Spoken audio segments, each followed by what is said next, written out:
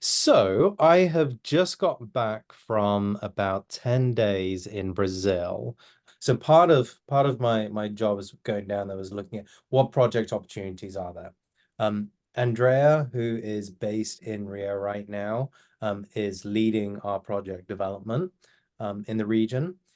So she has a good pipeline of projects going, but given the importance, I wanted to get boots on the ground myself. So one was to understand who the different players are in the landscape, what they're doing, where the challenges are, where the opportunities are that exist for us that perhaps we're missing. Um, I also wanted to visit some of these protected areas that we're helping to create, to hear from the communities themselves, hear why they are taking this approach, why conservation is important to them. Um, and and then finally, just so I can speak firsthand from being within the Brazilian Amazon. This is the first trip that I'd actually made to the Brazilian Amazon, so about time. So let me share a screen. I got back yesterday or the day before, and the last 4 days of the trip, I came down with COVID. So I'm really trying to get myself back together here. So I've just very quickly done a bunch of screenshots, thrown in a couple of photos, just to help talk through some of this. Very casual conversations. So please stop me, ask questions if you have any. So this slide shows the center of the Amazon rainforest in Brazil, Manaus here. These yellow polygons represent sites we're already investing in. So I flew into Manaus, and then I headed over to a town here called Tefé. This is where we're supporting an organization, a local organization, to establish TUCs, which are essentially land tenure for communities. So let's zoom in a little bit more. Excuse me. There we go. So we zoom in a little bit further. You can see this funny shape here. What this map doesn't show is that within this area is a government protected area that I think was created in around the 60s. It's a forest reserve. What was really interesting about many of the communities that we spoke to was their recognition of the forest reserve and respect for it. We talked to many community members, and we talked about why certain communities aren't expanding. And often the answer was, well, they're not allowed to. They can't go into the forest. There was a real recognition that these forest reserves actually mean something. So that was interesting to see. Even low level state protected areas. Zoom in a little bit further. So this is Lake Tefé, and the town of Tefé where we flew into. I was surprised at how developed this area was. We flew in on a commercial jet, and the town of Tefé was pretty significant. A fishing port, a lot of non-timber forest products from the Amazon come through here down to Manaus. So we spent a couple days there meeting with different organizations there and our partner. And then we spent a day going around to a number of communities around the lake, going all the way up to where the forest reserve is located. So we covered about 100 kilometers that day on boat. So it was a long day, but really interesting. We visited 4 communities.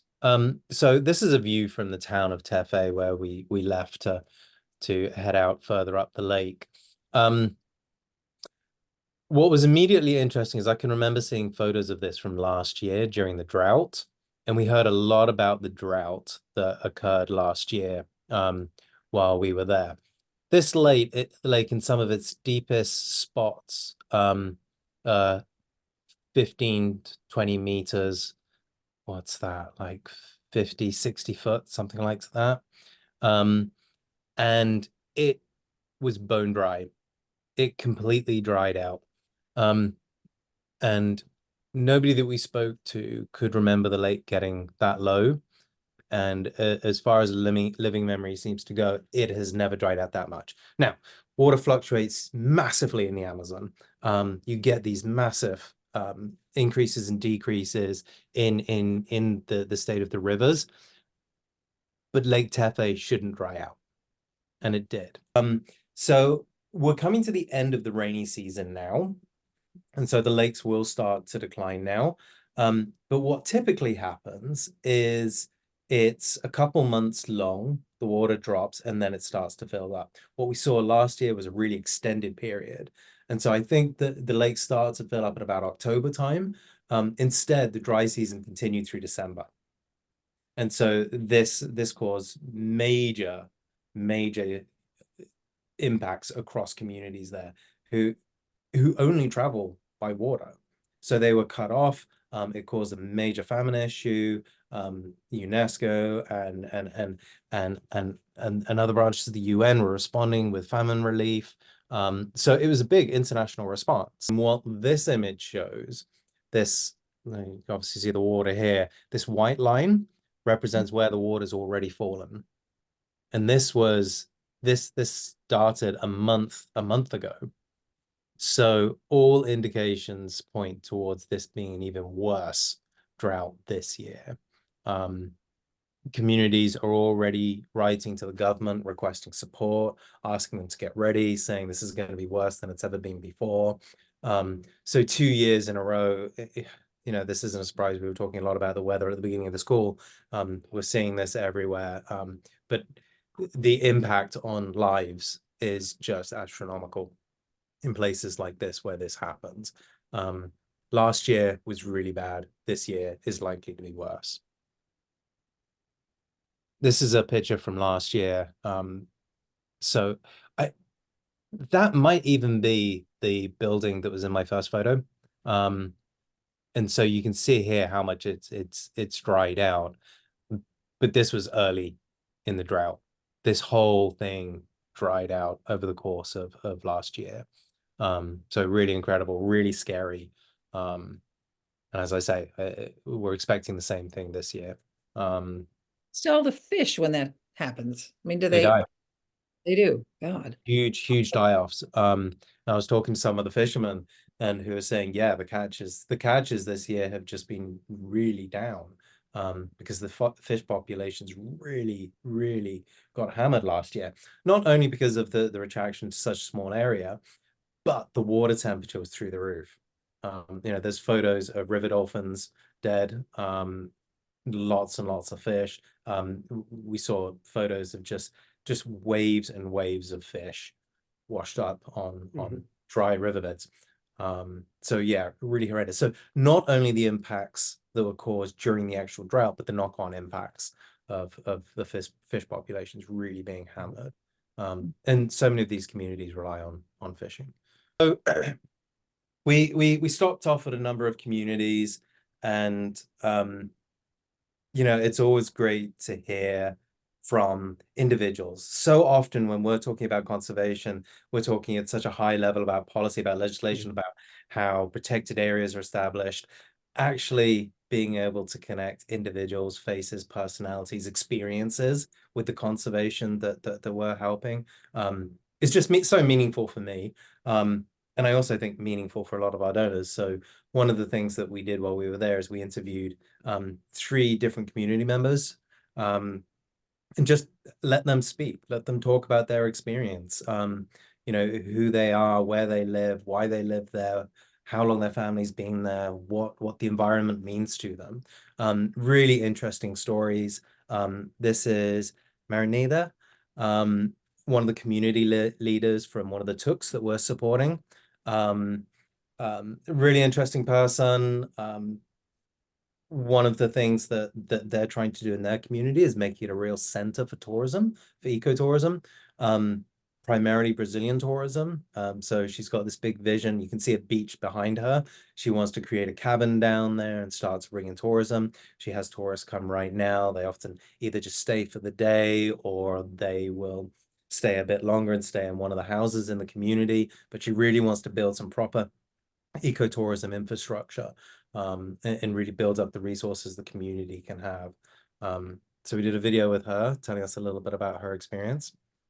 Then Celion, this guy was just absolutely fantastic. When we arrived in his community, he was just off doing his own thing, and some others were taking around. And then he turns up and says hi and starts joking with us. And not only is he just incredibly photogenic, but this guy can tell a story. Absolutely wonderful guy. So he's about 70 years old. He moved to this village near Tefé when he was about 7 years old.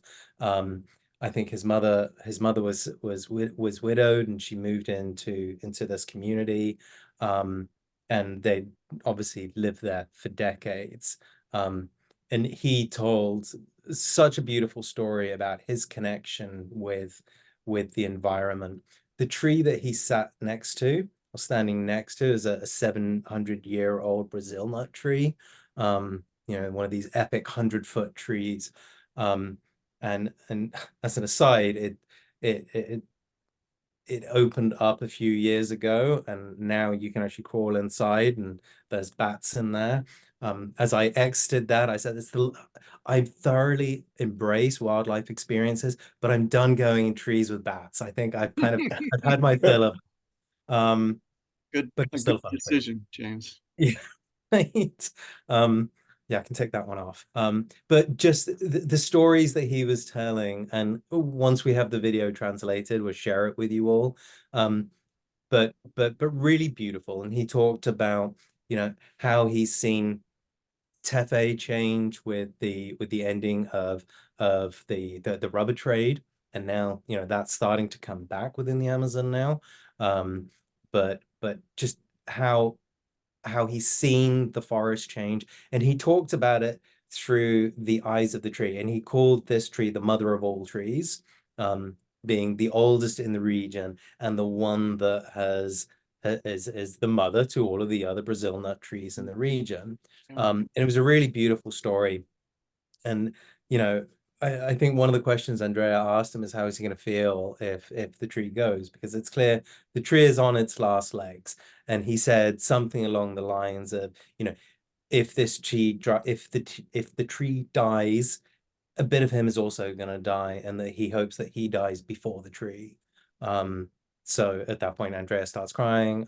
I didn't understand enough Portuguese to cry, but I was there with her. But in all seriousness, it was a really emotional story. And just that deep connection with the environment, with One, that tree. So it was a really beautiful story. As I said, we've got this all on video, and we'll share it with you once it's translated. Um, so really wonderful character. Have you got Um, any shots of the tree? yeah, I do. Let me pull them up after this. Well, yeah, I Yeah, don't want to derail you. but yeah, it's a beautiful tree. Um, we tried to. There was about 6 of us in the party, and we tried to wrap our arms around it, and we were about 3 people short. So Does yeah, he gather Brazil nuts himself? Did you say? yeah, he did. We bought some. So he gathers Brazil nuts, and he roasts them, and he makes various different products from them. He also has bees, and so we bought some honey and some pollen off him, and another product that's supposed to be really good for coughs, which I did try. Burnt my throat. Apparently, you're supposed to mix it with things as well. Good lesson learned there. But yeah, so he's using the forest in a number of different ways.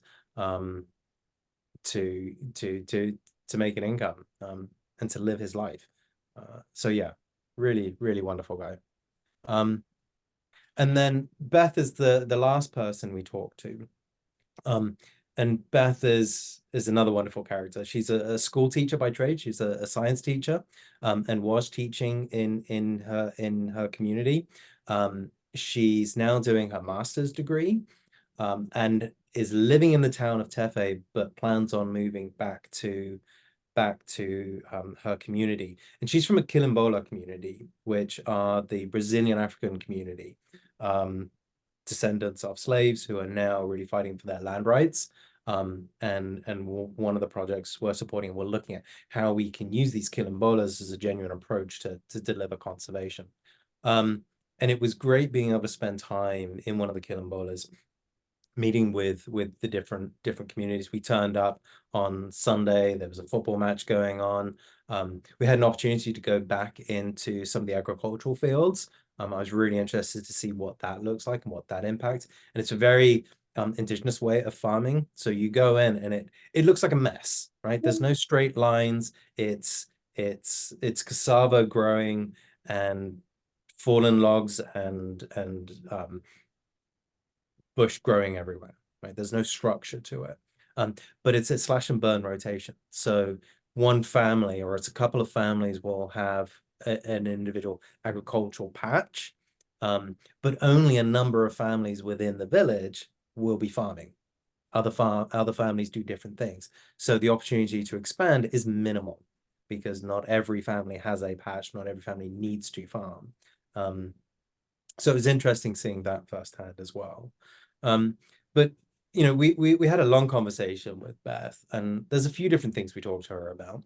One was this idea of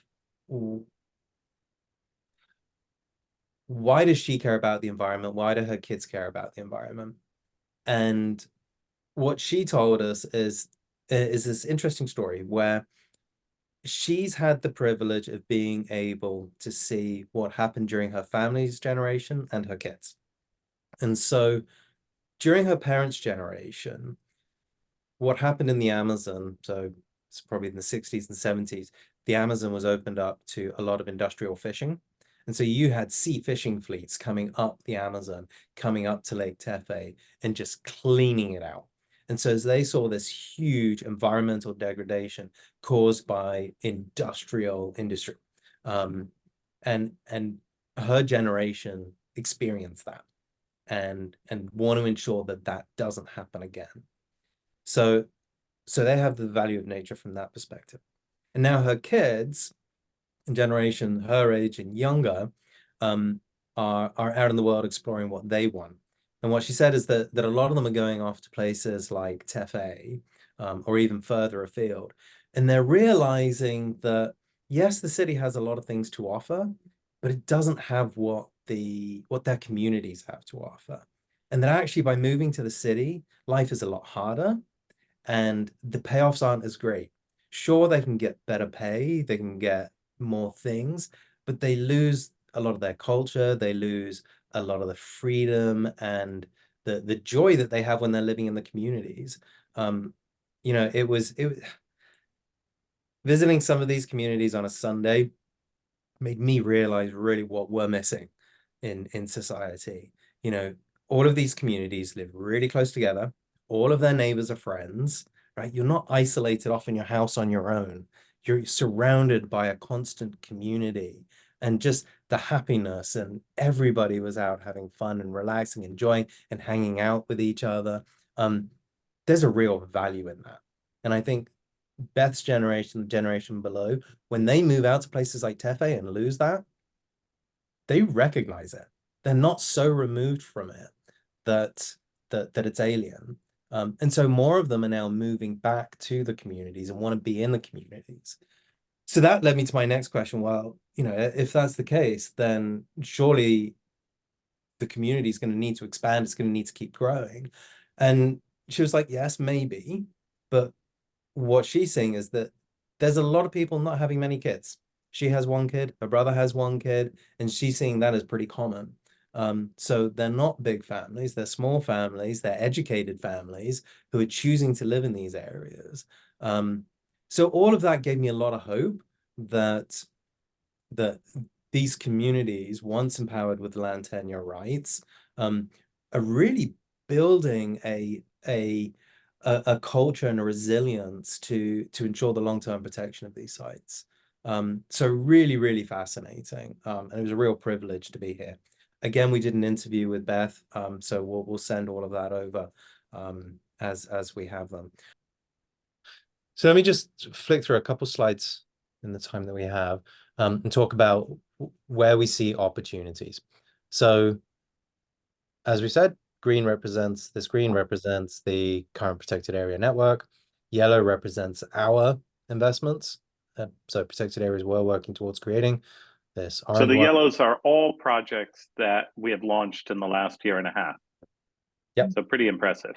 Great. So, as I said, one of the jobs that I wanted to do is come away with an indication of where we're going to be doing projects in the future. Andrea's already done a lot of great work in this. These blue polygons represent a proposal we're working with an organization to do, again, community-based land tenure. I think these will primarily be indigenous communities. So all of those blue polygons should soon turn yellow. We're working with WCS to look at a proposal to expand a national park here. So that one should be coming in the pipeline soon. That's the BR319. So this is the road that connects Manaus and Porto. We've been looking at projects along this landscape. This is a very controversial road. It's in the process of being paved, have huge implications. This is one that Tom Lovejoy asked us to look at a few years ago, and very complex, very political. So we're looking at some land tenure projects around that road. Miramar, so an organization, James, you mentioned earlier today, potential expansion opportunities there. I'm touch and go whether this one will actually turn into anything, but that would close a bit of a gap up around Tefé. There's a big patch here. Unclear exactly what the land status is. Indigenous communities live here. So we're exploring further to see how that gap could be closed if it is indeed a legal gap. I'll note that this big patch down here is an Air Force property. It's owned by the Air Force, managed by the Air Force. So we feel that's probably pretty safe. Western Amazon, more indigenous protected areas. So that one should be coming in about the next 6 months, we hope. These three circles, number of different options in here, but Quilomberas are going to be so these land titling for the Brazilian Africans, that will be a big opportunity in this landscape. So we're looking at a portfolio of projects there. Which really leaves one big gap that even coming away from that trip, I didn't get answers that really satisfied me. So this area represents about 17 million acres, arguably the most intact, largest patch of undesignated land in the Amazon. A portion of it down in sort of this bit are federal undesignated lands. The rest are state undesignated lands. We provided funding to Fumbio to be doing an assessment to look at the status of undesignated lands. This is included, but I'm leaning towards asking whether we should be doing more than just providing Fumbio and hoping that they come up with something in the next 2 years. So the question is, what do we need to do to get something going there? We talked with a couple of organizations that might be interested in doing work. What needs to happen here is first, there needs to be probably with a consultancy just doing an assessment of who's already working in this area, what's happening, who's thinking about it. And that would involve talking with Fumbio to see where they're at in their assessment process. Next, it's going to be a lot of boots on the ground, and this is an incredibly remote area. Keep in mind that the top of that blue dot took a day to travel. This is 17 million acres of completely contiguous rainforest. Before anything can be done in this landscape, there needs to be an assessment of who lives here. And once that assessment's done, you need to find out what they actually want to do. Then, once that happens, then you can start to launch a project to actually do it. So this is not a quick task. It's not a cheap task, but nobody's doing it, right? No one is really getting boots on the ground and answering those questions. So I think that's a huge opportunity for us. And to be able to lock up a good portion of the 17 million acres would be incredible. My guess is it's primarily indigenous communities and indigenous peoples and voluntary isolation. You know, one of the interesting things was I can remember being in a meeting with perhaps the partnerships or the Protecting Our Planet partnership, right at the beginning of Lula's administration. And Russ Mittermeier saying, this is it. This is our chance. If we don't do it now, we've lost the Amazon. Well, that was super fun. We've gone, oh no, it's exactly on time. Well done. And for a man Kim, with, thank you for staying up so late. that's my pleasure. Really interesting stuff to hear and very, very exciting. Well done, James Lewis.